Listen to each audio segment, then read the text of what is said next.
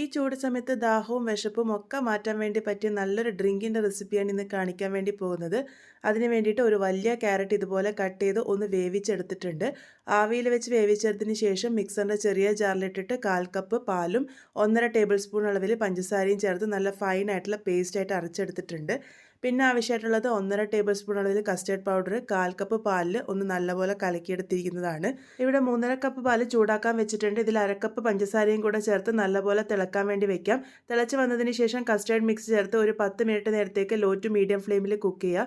ഇതിലേക്ക് carrot puree കൂടി ചേർത്തിട്ട് ഒരു 5 മിനിറ്റ് നേരത്തേക്ക് കുക്ക് ചെയ്തതിന് ശേഷം 3/4 കപ്പ് അളവ് ക്യാരറ്റ് ഗ്രേറ്റ് ചെയ്തതും കൂടെ ചേർത്ത് ഒരു 2 മിനിറ്റ് തിളപ്പിച്ചതിന് ശേഷം നമുക്കിത് മാറ്റി വയ്ക്കാം. ഇത് നല്ലപോലെ ചൂടാറി വന്നതിന് ശേഷം 1/2 കപ്പ് അളവ് സാബൂനരി വേവിച്ചതും 2 ടേബിൾ സ്പൂൺ അളവിൽ കസ്കസ് കുതിർത്തെടുത്തതും കുറച്ച് നട്ട്സും 1/2 ടീസ്പൂൺ അളവിൽ വാനില എസൻസും ചേർത്ത് കലക്കാം. ഫ്രിഡ്ജിൽ വെച്ച് നല്ലപോലെ തണുത്തതിന് ശേഷം നമുക്കിത് സെർവ് ചെയ്യാം. ട്രൈ ചെയ്തിട്ട് ഫീഡ്ബാക്സ് പറയൂട്ടോ.